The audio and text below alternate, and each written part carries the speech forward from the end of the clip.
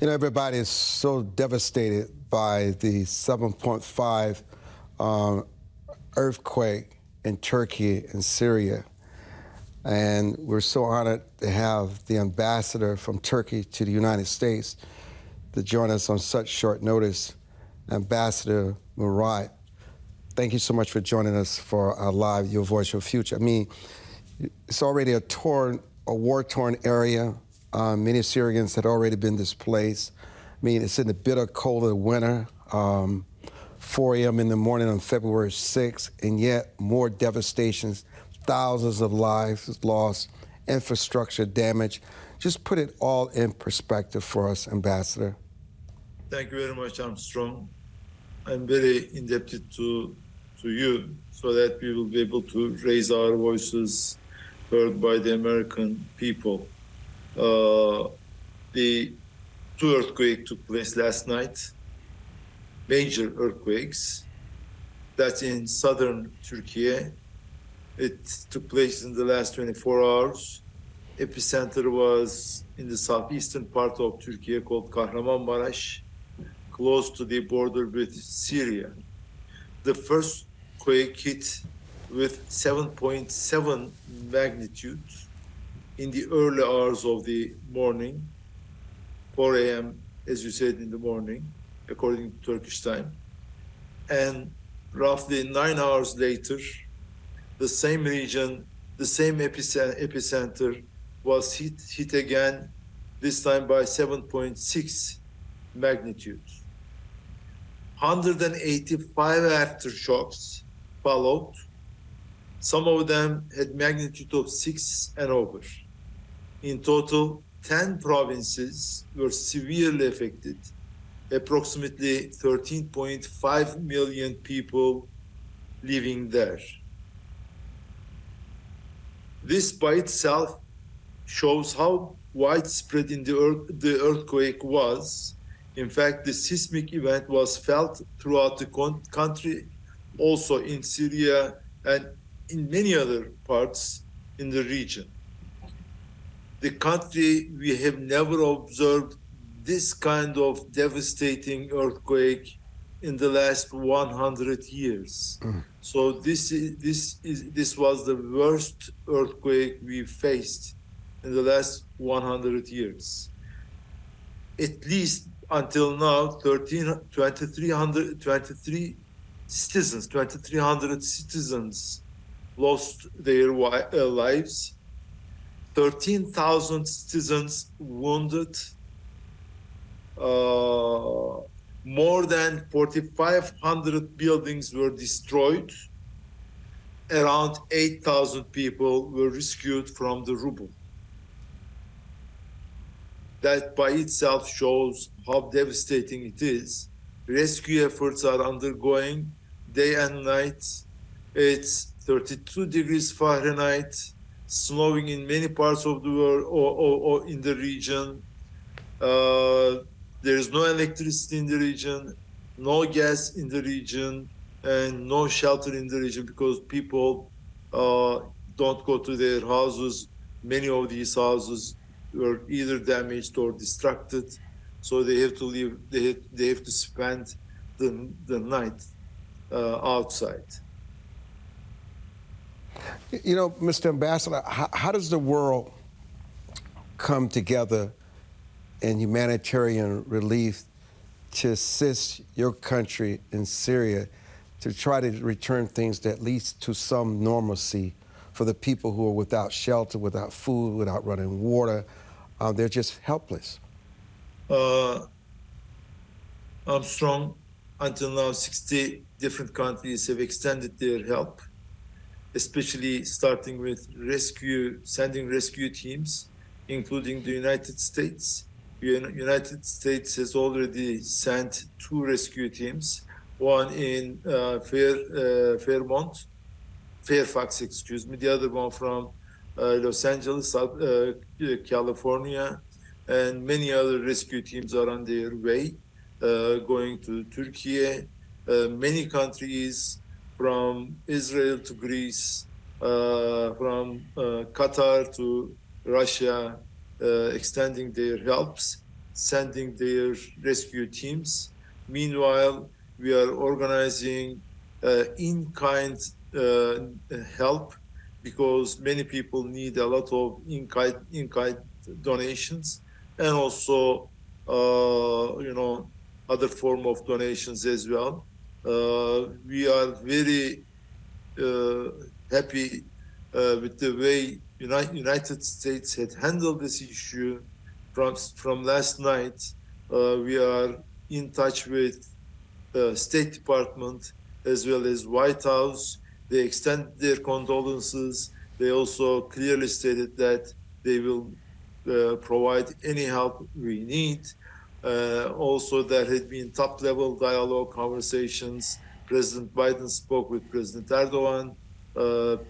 Secretary Blinken spoke with our foreign minister. A lot of donations we are receiving. Our embassy, our consulates are working around the clock to receive basic needs like blankets, warm, electric warmers, diapers, you name them. Some medical stuff against cold, flu, or Tylenol like stuff. They are all well appreciated.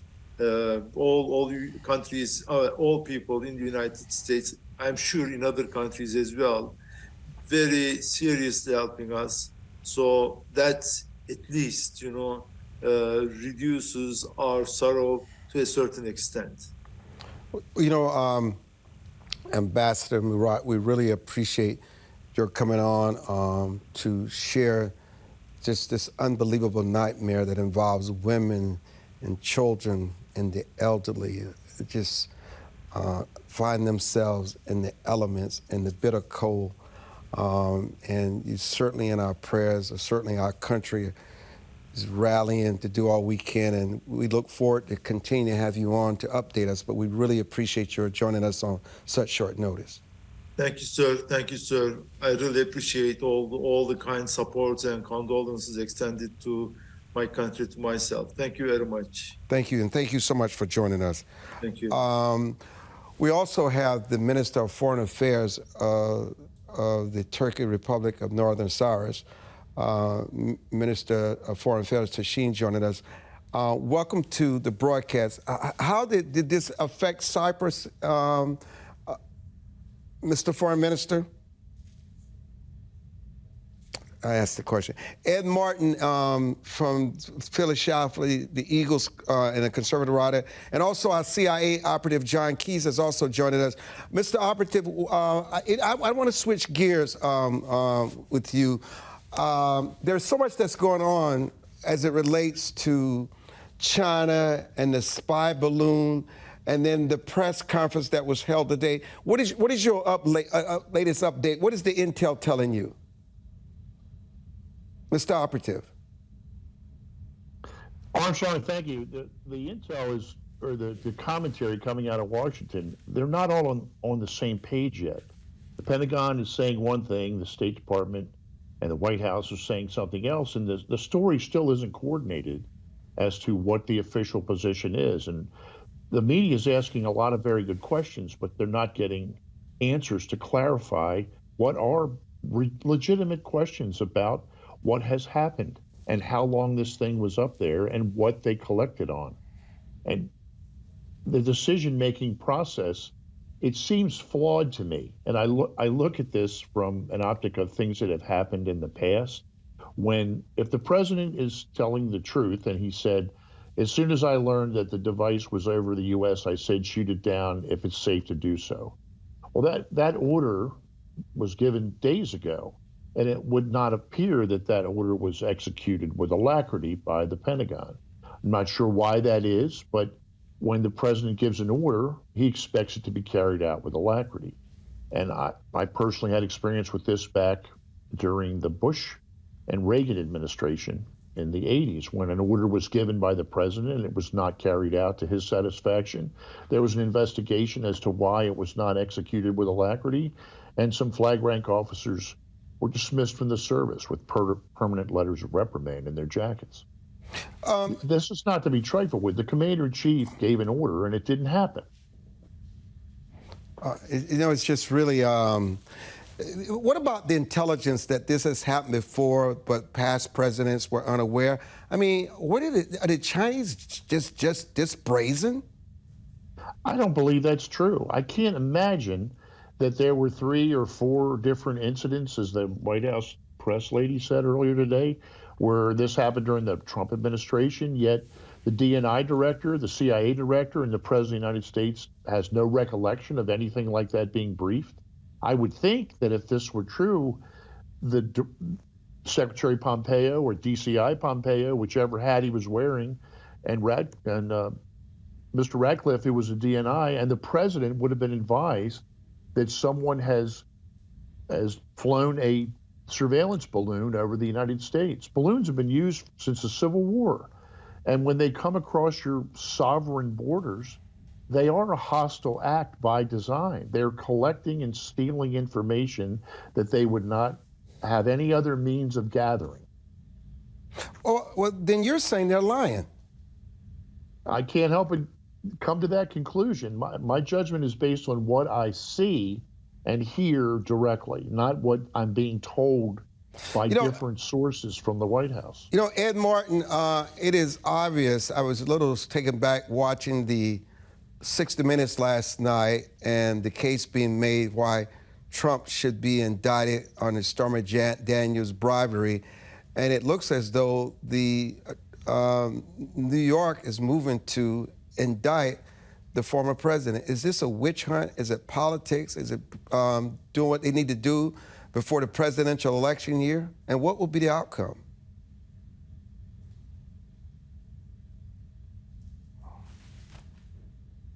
I'm not hearing him, by the way.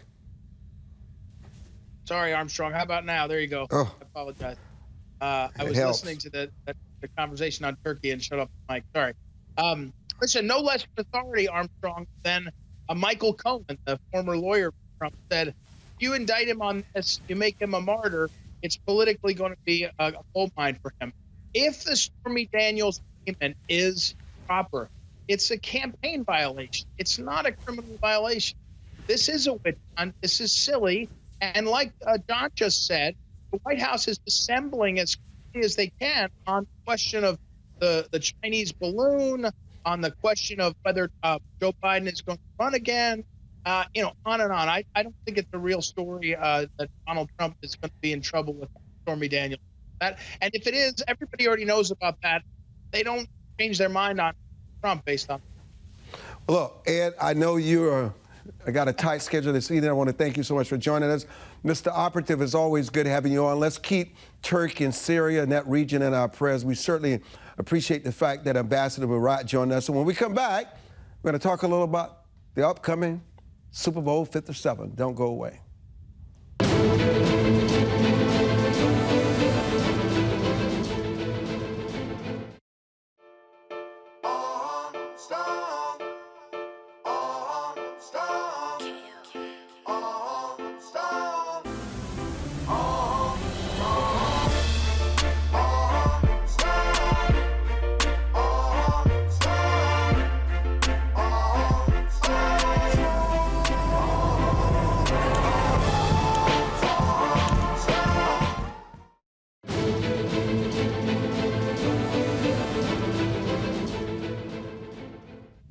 We're joined now by Darryl Ledbetter, and obviously there he is with his fancy hat on, with Atlanta Journal-Constitution and of course, Newman. And I know he's in the airport, so you're going to hear that noise because he has a flight to catch. We appreciate Darryl being on. Darryl, what does this week mean, the lead up to Super Bowl 57, and why is this different than any other week in the 365-day calendar? Yeah, just the magnitude of the game. This year we'll have the two. First time we'll have African-American quarterbacks starting the game. We, of course, know about Doug Williams' victory back with the former Washington football team. And just the fact that this is the culmination of the whole year of people getting together back in July and August and trying to be the king of the hill in the National Football League, which is the #1 sports in the land these days. Is the NFL back to normalcy after it lost much of its fan base because it became political? People don't really want politics in football on Sunday. They want to sort of get away from the politics, and that sort of becomes their sacred space. It seems as though the fans are back again. You don't have much of the protests and the kneeling. Is that behind the NFL? Yes, Mr. Armstrong, I think they are. They were able to move on and also undertake some of the new initiatives. They still have the end racism tags on the end of the field, a lot of labeling. I know the Falcons had a social committee that was doing some work in the communities. I don't think they still have that. But there's still some things going on to, lend itself to some of the political issues of the day. Listen, how important, you mentioned, some people would say when you say it's important that there are two African-American presidents. For somebody like myself who's a football fan, it doesn't even cross my radar screen. I'm rooting for the Eagles. I'm an NFC East guy. My Cowboys are not in, so I'm rooting for the Eagles. I don't think when somebody roots for the Cowboys, they're rooting for Dak Prescott, Pollard. They're rooting for the entire team. That's just, I want to believe that sports, when you are rooting for a team, it transcends race. You just want your team to win, and no matter what player makes that happen, that's the player that you're rooting for. Yeah, no doubt. But when Emmitt Smith was in the Super Bowl, I'm sure you, as a Sigma lifetime member, was rooting for him. I'm sure the Omegas will be rooting for Jalen Hurts. I didn't know Emmitt Smith was a Sigma until you just mentioned it. I didn't know he was a Sigma. Yeah, and I know my guys are going to be rooting for Jalen Hurts because he's an Omega man. But, yeah, if he was a Cleveland Brown, I don't care, if it's Bernie Kosar or Dak Prescott, the Cleveland folks are going to root for the Cleveland Browns. So there is some truth to that. But historically, that's been a position that the NFL teams did not allow the black players to play, and because of the intelligence factor. But now we're seeing some of those myths being shot down, and some of the fine black quarterbacks ascend into that position. So in that regard, it is a milestone with regards to both of the starting quarterbacks this week. Are you headed to the Super Bowl tonight? Yes, I am. I'm on my way to Phoenix. I'm going to miss the opening day ceremonies, but I'll be on hand for the Chiefs Open practice in the morning for their availability, and the Eagles tomorrow afternoon. Well, listen, give us, since you're on your way, Rock, I'm going to give you some love, but Darryl is leaving us. He's got to get on that flight. So that's a Howard thing. So I want to, what is it like to lead up before? I mean, I've never, guys like us only arrive during the weekend, but what's it like being there leading up to the big dance on Sunday? Yeah, it's a lot of work. This will be my 19th Super Bowl. Rock was one of my leaders at Howard from back in the day, and look forward to it. A lot of work earlier in the week, doing the interviews, getting the stories out, doing the podcast. Some of the things we got to do digitally now, interview the players to make sure that, the game is properly advanced. On our different platforms in Atlanta. We have folks counting on us to get us the information to them. So, yeah, it's a busy week. It's a lot of hype. It's a lot of pomp and circumstance. And then by Friday, when they have the Rihanna press conference, we can kind of relax and go and let the entertainment people take over.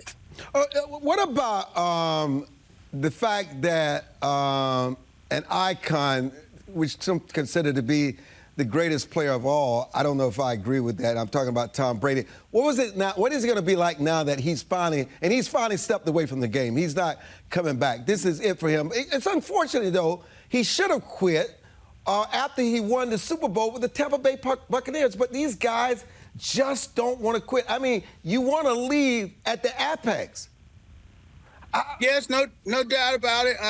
The young guys, we saw this coming a few years ago when Patrick first got there. He's 27. He's getting ready to play in his third Super Bowl. So, I mean, there's a new king in town. Jalen's, a little bit younger, and this will be his first. We saw, we saw Tom Brady get old. Aaron Rodgers is, dealing with mortality. In Atlanta, Matt Ryan maxed out in Super Bowl 51. So there's been a change in the guard and a different face to lead the NFL as we move forward. And Kansas City is, making their third appearance in the last 4 games. So you adjust. It's a big stage, and we'll see how they can handle it. But, Darryl, let's be candid. Both quarterbacks are not 100%. How will that impact the game? We saw what happened to the San Francisco 49ers quarterback a week ago. They went to their 4th-string quarterback. How healthy and how vulnerable are both teams knowing that their leaders, their quarterbacks, are not 100%? Yeah, no doubt. Then you look to the defensive units, and you got to go with the Eagles. They had 70 sacks this year. They're number 3 in scoring defense, so they could probably dominate the game if Patrick Mahomes is not on top of his game, is not able to move to his left with that high right ankle sprain. And as far as Jalen Hurts is, they're going to get blitzed a lot by Steve Spagnuolo and the Kansas City Chiefs defense. If they can get him off guard and he can't throw as hard as long as he's been able to throw all season, then their defense is going to have a say in this game. That might not be what folks want to see folks that love the points and a lot of high-powered offense. But with the quarterbacks less than 100%, this could turn into a defensive battle on Sunday in Phoenix. Are you surprised that these two teams are playing, representing the AFC and the NFC? Somewhat. I thought the Buffalo Bills were going to make it there this year. The NFC was kind of a crapshoot. Nobody predicted the Rams would fall off as far as they did. And the Cincinnati Bengals were playing really, really good football until they had 3 of their offensive linemen hurt. So the AFC is a lot tougher than the NFC right now. And the Eagles were able to jump out and maintain control of that in the NFC, and it's no surprise they're here. It was just how the AFC was going to be set up with all those good teams over there. What have you learned in all your years of these 19 years with the Super Bowl? What is it that really wins Super Bowls when it's said and done? The running game. The running game, Armstrong, when you can get a lead and control the clock and really just smash the other team, that gives you an upper hand. That gives you, unless you're playing Joe Montana or Tom Brady. The Falcons had the lead, couldn't run the ball, ended up coughing the lead up. That's happened a couple times here. He did it again against the Chiefs when the 49ers couldn't run the ball after they got a lead. So if you got a good running game, you can close out the game and win you a Vince Lombardi trophy. What do you see as the strength and the weaknesses of both teams before we say goodbye to you? Yeah, I think the Chiefs' strength is clearly their passing attack and Mahomes' ability to get it to Travis Kelce, rain, sleet, or snow.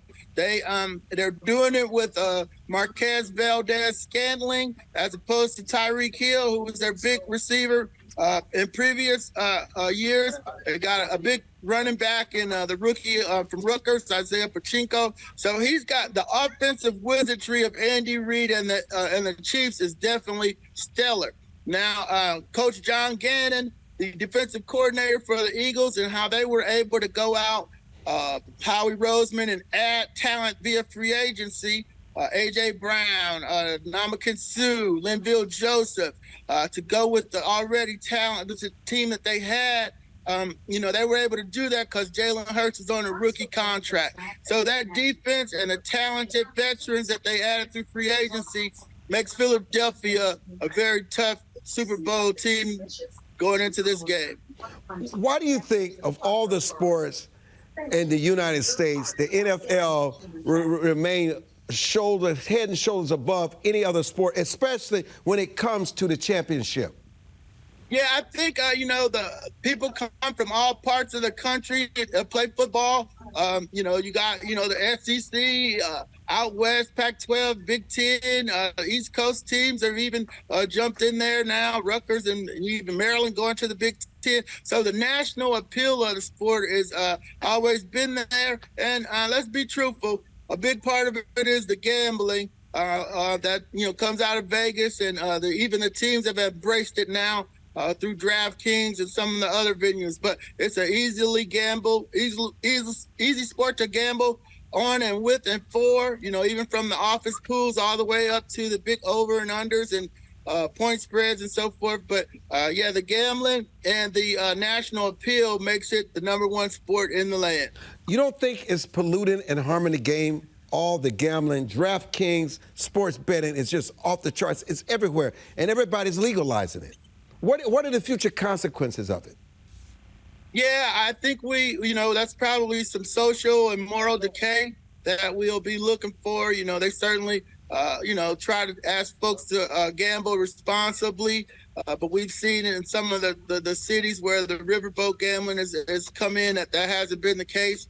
It's something to be monitored as we move forward.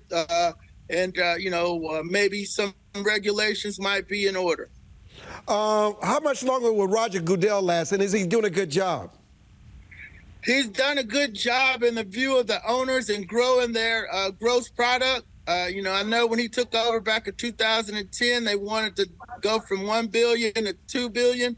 They've wildly succeeded that by making it an all-year-round sports. Folks, they've sold everything from the media night tonight to the, to the draft. They want to move the combine around, and they want to have something in every month that's NFL related as they try to take over the sporting landscape. And that'll be his, whether the product's any good or gotten better, that's up for debate. But as far as raising money for the owners, he's done a good job in that regard. As far as the quality of football for the fans, not so much. Yeah, but if you think about it, the most expensive and most valuable sports franchises in the world, including soccer franchises, the Dallas Cowboys are #1, and a lot of these franchises are NFL teams.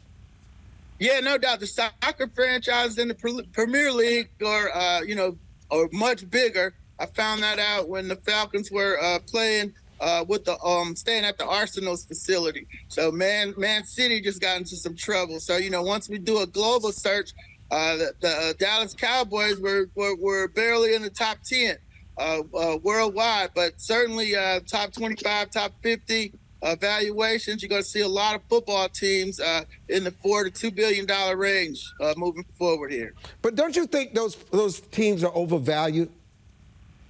Yeah, I'm not. I don't think I have the economic wherewithal to do how they get to those evaluations. But the PSLs, the seats, the merchandising, the jerseys, the marketing to women. Even though they want to get the women to allow their sons to continue to play. Those are all issues that lead into the valuations of the team.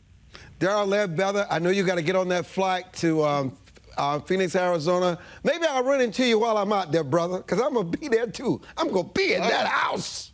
Okay? All right. We'll be looking for you, Armstrong, all and right, have a safe flight. When we come back, we're going to get rocking and others into the conversation. Don't go away. It's Super Sunday approaching. We'll be back.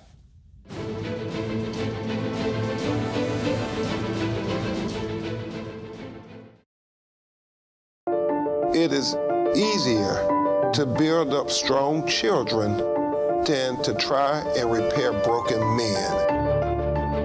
The streets are plagued with crime, violence. There's a lot of poverty, and it's all a result of lack of education that's happening in our schools. So it really is a crisis.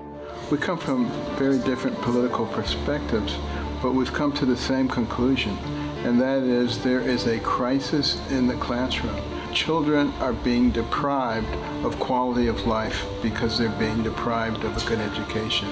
We must solve this problem. It's incumbent upon all of us to join hands together to get this done. We can't afford to wait one more day before we address these issues, because every day we lose another child. let's stop the politicking, let's stop the games, let's really do something to give these kids a real chance at life and being a part of that American dream. We need accountability for funding. Many of the districts where you're seeing very low test scores, students graduating with very low literacy and math comprehension rates, they are receiving a lot of funding. So where is the money going where our kids aren't being adequately educated? If you believe every child is deserving of a quality education, please go to educationjusticefoundation.com.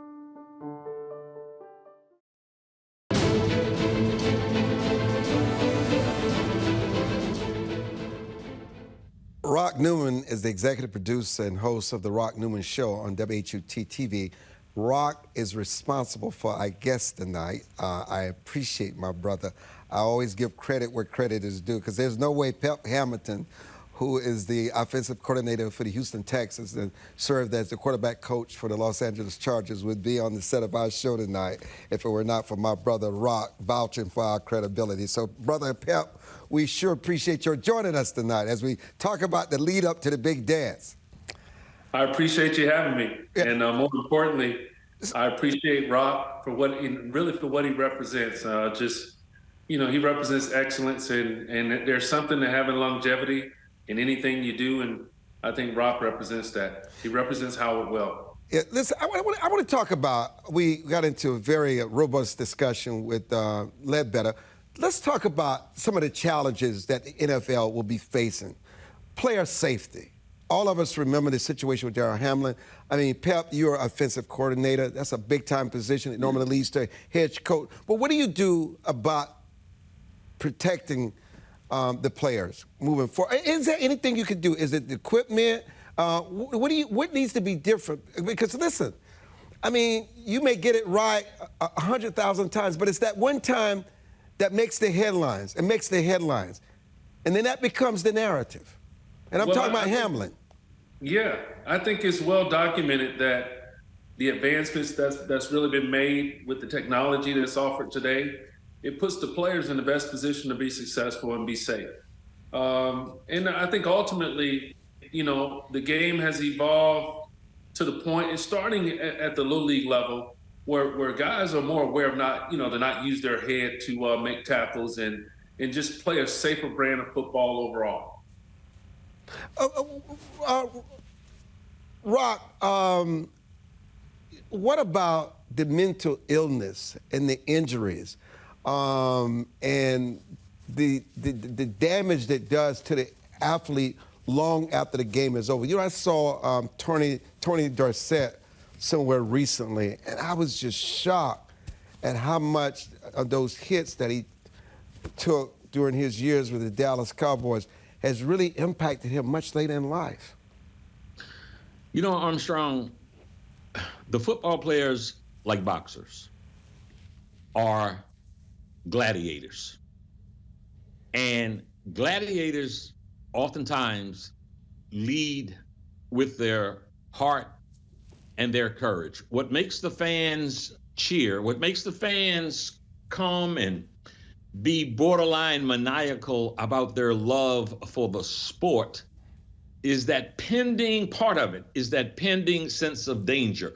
Of course, phenomenal skills and intellect has so much to do with it, but inherent in auto racing, inherent in boxing, inherent in downhill skiing, inherent in the NFL is that risk, that inherent risk of danger. Look, I'm certain that an argument can be made that every single thing possible should be done to try to circumvent the injuries. When Pep and Darryl talked a little bit about the advent of efforts to take the head out of the game in terms of not using your head to do the tackling, to teach defensive players from damaging the brain to the extent that they can. It's a double-edged sword when you talk about trying to control a violent game, making it safer. I think every effort should be made to do so. You do that to some extent at the risk of whether or not the fan interest would remain the same.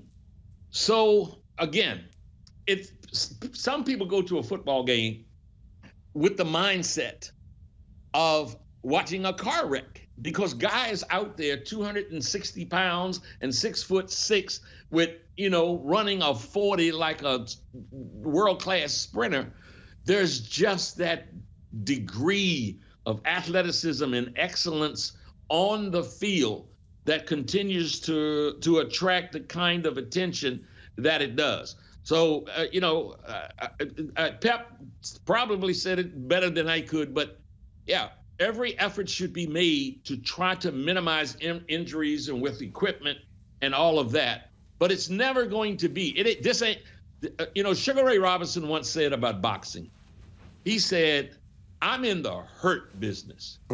That applies to the football, NFL also. Pep, I can't remember who I was having this discussion with. I don't know if it was my producer, Aaron, or Kevin, who runs my social media. And, after our Dallas Cowboys lost, they were showing us this crazy algorithm that says that the league knows exactly who's going to win the playoffs, who's going to be in the Super Bowl. They can almost determine the score. And, I said to him, Pep, I said, that's impossible. I watched every play of that Dallas Cowboy game, and I got to tell you something. There was nothing they could fake. I mean, you get all these crazy conspiracy theories, and then you're an offensive coordinator. I know you're busting your chops to make sure you do everything you can to find that trick play, to find that running play, to find that passing down, to make sure your team has an edge in the game. Absolutely. I think it's unfortunate that, some of these random theories and some of this tomfoolery that's just thrown out there on social media or wherever it's born is given life. I do think that the men that go out and play that game, the men and women that are involved in professional sports in general, take a lot of pride in the overall product of what any professional league would present. But specifically, just for the NFL, I can't speak on behalf of the National Football League, but I'll tell you this. The men and women in the National Football League work extremely hard to make sure that our respective fan bases have something to cheer for, and the game is pure. What does it take that separates offensive coordinators from others? I remember when the Los Angeles Rams, they were so hot. They didn't even make the playoffs this year. It seems as though Bill Belichick has been very consistent with his team. The Green Bay Packers usually make it in the playoffs. There are some teams that are very consistent and get into the playoffs, even though they flop, but they get into the playoffs. What separates those teams from others? The consistency, even the 49ers. Yeah, I think it's a combination of things. I think, you talk about what is the algorithm. I don't know if there's just one common denominator. I do know one thing for sure, that it's a quarterback-driven league. And that's always been the case, but it'll continue to be a quarterback-driven league because that player touches the ball on every given play, every offensive play. But with that being said, I do think that, there are some teams that have found ways to de-emphasize the quarterback position. Our team in Washington, D.C., the Commanders, great defense, right there on the brink of making the playoffs. Quarterback play was it was good enough at times, but was it overall consistent enough to get over that hump? Obviously not. But nevertheless, I do think that when you look at what wins in the National Football League, it starts with Patrick Mahomes, Jalen Hurts, and the other guys that are playing a high level of football that play the quarterback position. Let me stick with you, Pep. Break down the two offenses that's playing for the championship on Sunday. Wow. I think first and foremost, you're talking about Andy Reid, who's, obviously one of the longest tenured coaches in the National Football League. I'm talking head coaches. But nevertheless, from week to week, they put their quarterback, who's a special player, they put him in a position to be successful, but more importantly, to feature his talents. I think what they do offensively accentuates the strengths and the creativeness that you have in Patrick Mahomes. And so I just think that there's no can't-dos when you look at the Kansas City Chiefs offense. Now, you talk about the Philadelphia Eagles. Shane Steichen, Nick Sirianni, the head coach, they've done an amazing job of taking Jalen Hurts, and instead of trying to take a square peg and fit it into a round hole, they've adapted their offense and their system to accommodate his strengths and to feature his talents. And but more importantly, they did a great job as an organization of going out and getting players that got them over the hump offensively as well. But two exciting offenses that have two quarterbacks that can solve problems a lot of different ways. They can solve problems from the pocket throwing the football, but more importantly, you're talking about Jalen Hurts, who maybe he led the NFL in rushing TDs, or he's close. And then you're also talking about Patrick Mahomes, who's one of the best quarterbacks to ever play the game. And we'll be back as we lead up to Super Bowl 57, the big dance.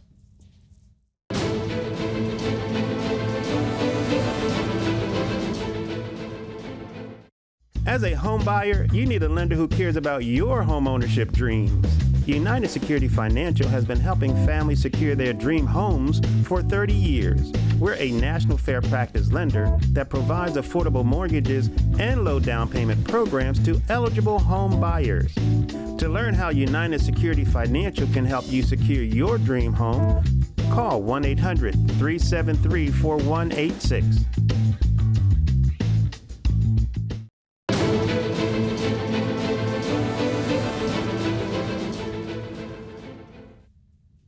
The NFL has undergone a remarkable transformation this year, shedding its divisive political reputation and reclaiming its status as one of America's great sports.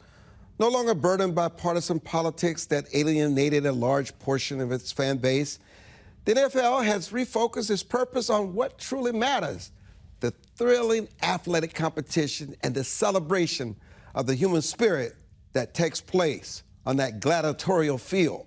Players like Pep Hamilton embodies this renewed spirit of the NFL, reminding us that football is not about bringing people from one political aisle into the other, but bringing all people together to witness players battle it out in a triumphant display of human will and camaraderie.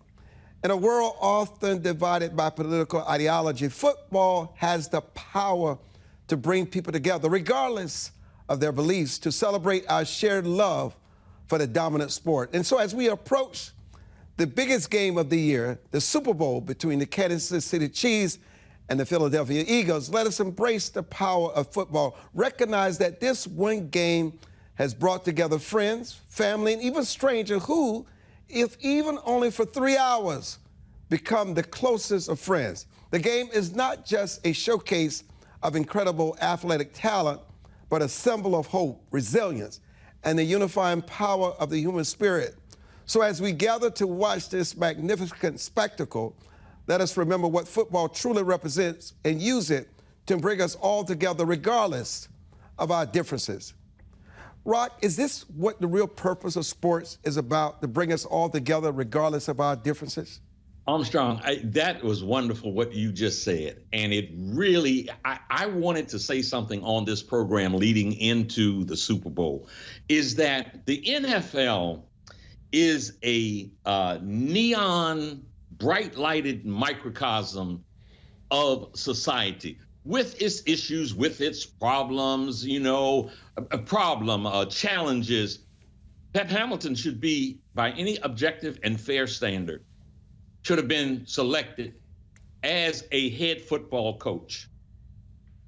It's a problem in the industry that he is not. Let me move forward and address what you just said, which was one of the great examples that I've ever seen about bringing people together.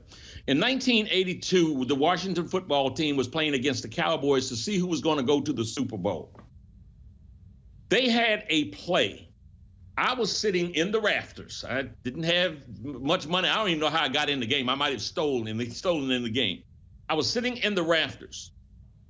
The Dallas quarterback went back for a pass. Dexter Manley jumped up and tipped the ball, and Darryl Grant, big 280-pound Darryl Grant, intercepted it at around the 15-yard line and pranced into the end zone. The stadium was rocking. I was sitting next to a lady, a silver-haired, kind of bejeweled white lady. There were two guys in the back, way back then, they had dreadlocks. So it was two brothers. They had been drinking out of a bottle of liquor. This lady turned around and said, "Brother, let me get a drink of your liquor." and she took that bottle and guzzled what they had been drinking out of. Oh, man. It occurred to me at that moment, and today, 40 years later, that's the ability of sports. That's the ability that the NFL has to bring us together.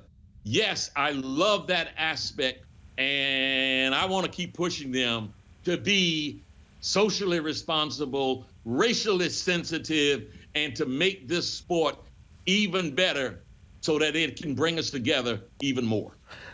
So, well, I'll say this, Armstrong. Let me chime in. I just think that, sports in general, it has a galvanizing effect, right, on society. And I think more importantly, I'm an example of just a young person that had an opportunity at an early age in life to participate in sport. And I would say, when I was maybe 12, 13 years old, I recognized that sports could offer me a lot more than just the excitement of winning a game. The game of football has been my entire life. And, I grew up in Charlotte, North Carolina. And in 1992, when I stepped on Howard's campus after Coach Steve Wilson recruited me to Howard to play quarterback, I continued to not only play football, but I was inundated by my coach with more football and strategy and just an advanced way of approaching the game. But nevertheless, I tell my kids all the time, I've never had a job. My entire life has consisted of me being a part of a kid's game. And so I would say I don't take it for granted at all that we're fortunate to be able to do something that we've done our entire lives, that we have a tremendous amount of love and passion in doing by being a participant and being a part of the National Football League. Tell me the quarterback you don't want to face, Pep. That's easy. Oh. Patrick Mahomes. Really? He's that guy. Why? Well, I think you look at it. He's been in the National Football League, I think 6 years now, and he's been in the Super Bowl 3 of the 6 years. I would argue that that's a first. I don't know that to be a fact, but if someone can fact check that, I would say that hadn't happened in 104 years of the National Football League. What defense would you not want to face? Wow, that's a good one. I think the defense, one of the better defenses in the NFL is right in Washington, D.C. Really? Yeah, the Washington Redskins defense. Sorry, the Washington. It's okay. You can say the Redskins here. You can say you're okay. You don't have to be politically correct. It's been around for a long time, by the way. Right. The Commanders' defense, that defensive front, they're a problem. They're very good at every position on the front line. Rock, now you know I got to do this before we say goodbye. We all got to do this. I'm going to participate too. Predictions! Okay, Rock. I want you to predict who's going to win and by what score for Sunday's big dance. Man, growing up in Washington, D.C. and having a lot of relatives who lived in Philadelphia, probably my head and heart would have to bet that way. But Pep just talked about Patrick Mahomes. This brother is a once and almost a lifetime talent. He's a magician, man. So defense wins championships. Patrick Mahomes, as a magician he'll go down, he's destined to go down as one of the greatest football players ever. To bet against him, you're putting things at risk. Don't bet the house. So if I had to bet, I'm going to tell you what, I'd slide over and bet that the Kansas City Chiefs emerge as champions of the Super Bowl this year. Pep, pep, pep. Pep, pep, pep. Second that motion. Really? Let me just tell you something. I don't even think, I think Philadelphia is going to win by 11 points. Oh, I love it. Hands down. Why? Because they're the better team. They're the most complete team, and they have been the most consistent team. And they're nasty. They're fearless. I mean, Philadelphia's a dirty place. It's the last place in the world I want to go and watch a football game. Okay? And they're going to have the fans there, too. They're going to have some swagger. So I think, and I'm a Cowboy fan, but I got to root for the NFC East. But I think the real winners in this game will be the American people, because I got to tell you, I don't think you could have two better teams. Do you, Pep, think these are the best teams in the Super Bowl? I do. I think you look at Philly. I mean, the NFC. I mean, they led.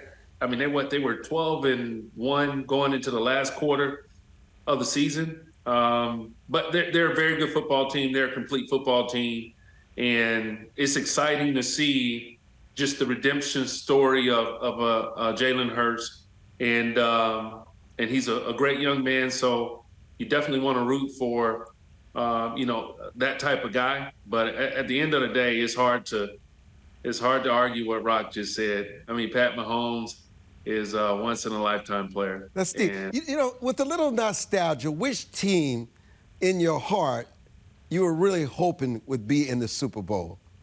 Your sentimental team. The Houston Texans. That's easy. Please, come on. You got something. Come on. I thought you got. Oh, I'm sorry.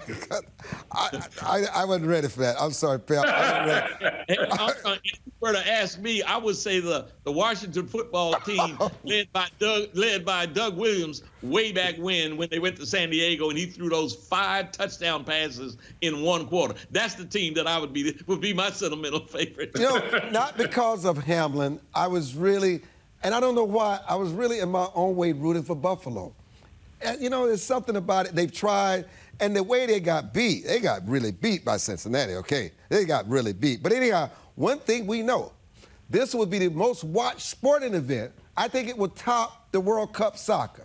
This Super Bowl, people will tune in, whether they're there, whether they're having parties, whether they're having block parties or whatever. They will be there. Watch this big dance on Sunday, April 12th, 6:30 p.m. Eastern Standard Time on Fox Sports.